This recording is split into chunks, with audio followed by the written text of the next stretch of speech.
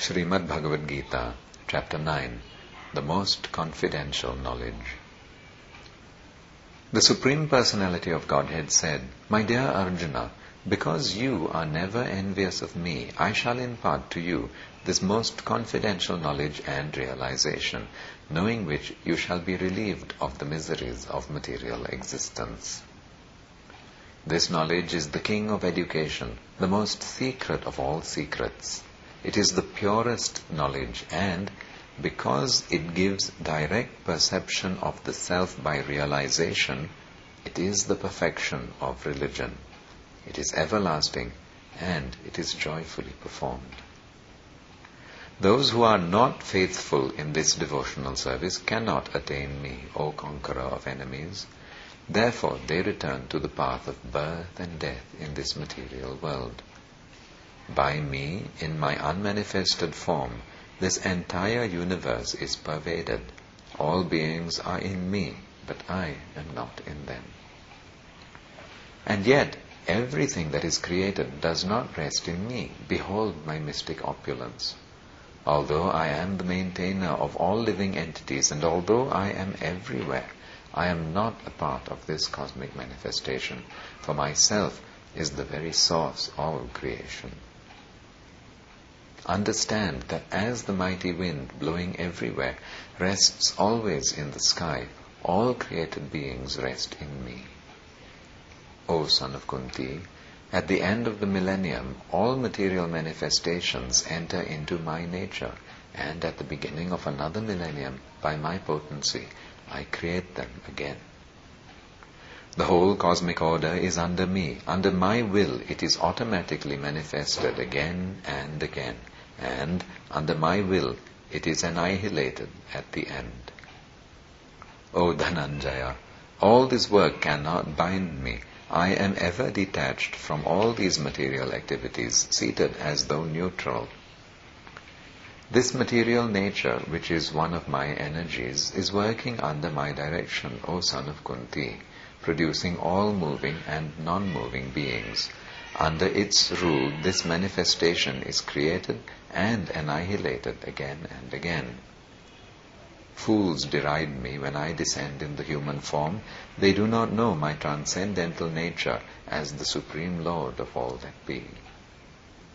Those who are thus bewildered are attracted by demonic and atheistic views. In that deluded condition, their hopes for liberation, their fruitive activities, and their culture of knowledge are all defeated.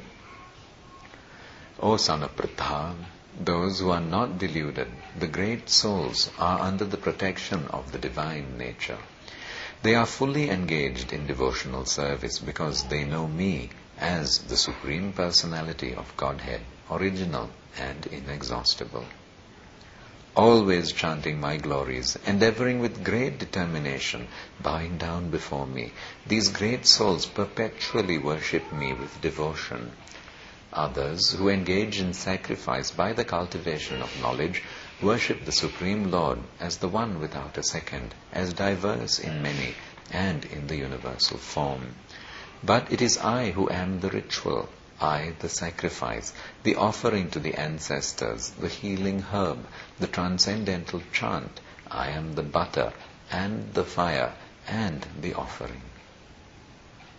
I am the father of this universe, the mother, the support, and the grandsire. I am the object of knowledge, the purifier, and the syllable Om. I am also the Rig, the Sama, and the Yajur Vedas. I am the goal, the sustainer, the master, the witness, the abode, the refuge, and the most dear friend. I am the creation and the annihilation, the basis of everything, the resting place and the eternal seed. O Arjuna, I give heat and I withhold and send forth the rain. I am immortality and I am also death personified. Both spirit and matter are in me. Those who study the Vedas and drink the Soma juice, seeking the heavenly planets, worship me indirectly.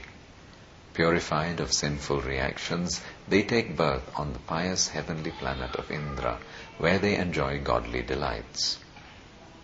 When they have thus enjoyed vast heavenly sense pleasure and the results of their pious activities are exhausted, they return to this mortal planet again. Thus, those who seek sense enjoyment by adhering to the principles of the three Vedas achieve only repeated birth and death. But those who always worship me with exclusive devotion, meditating on my transcendental form, to them I carry what they lack, and I preserve what they have. Those who are devotees of other gods and who worship them with faith actually worship only me, O son of Kunti, but they do so in a wrong way. I am the only enjoyer and master of all sacrifices. Therefore, those who do not recognize my true transcendental nature fall down. Those who worship the Devas will take birth among the Devas. Those who worship the ancestors go to the ancestors. Those who worship ghosts and spirits will take birth among such beings, and those who worship me will live with me. If one offers me with love and devotion a leaf, a flower, fruit, or water, I will accept it. Whatever you do, whatever you eat, whatever you offer or give away, and whatever austerities you perform, do that, O son of Kunti, as an offering to me. In this way, you will be freed from bondage to work and its auspicious and inauspicious results. With your mind fixed on me in this principle of renunciation, you will be liberated and come to me. I envy no one, nor am I partial to anyone. I am equal to all. But whoever renders service unto me in devotion is a friend, is in me, and I am also a friend to him. Even if one commits the most abominable action, if he is engaged in devotional service, he is to be considered saintly because he is properly situated in his determination. He quickly becomes righteous and attains lasting peace, O son of Kunti. Declare it boldly that my devotee never perishes. O son of Pritha, those who take shelter in me, though they be of lower birth, women, Vaishyas, merchants, and Shudras, workers, can attain the supreme destination. How much more this is so of the righteous Brahmanas, the devotees, and the saintly kings. Therefore, having come to this temporary miserable world, engage in loving service unto me. Engage your mind always in thinking of me. Become my devotee and offer obeisances to me and worship me. Being completely absorbed in me, surely you will come to me. Thus ends Rajavidya Rajaguhya Yoga, the 9th chapter of the perfect Upanishad and beautiful Yoga Shastra, Srimad Bhagavad Gita, which was spoken by Lord Shri Krishna himself to Arjuna, and which is found in the Bhishma Parva section of the great epic, the Mahabharata, which was composed by the great sage Vyasadeva in 100,000 verses. Jai Srimad Bhagavad Gita ki Jai.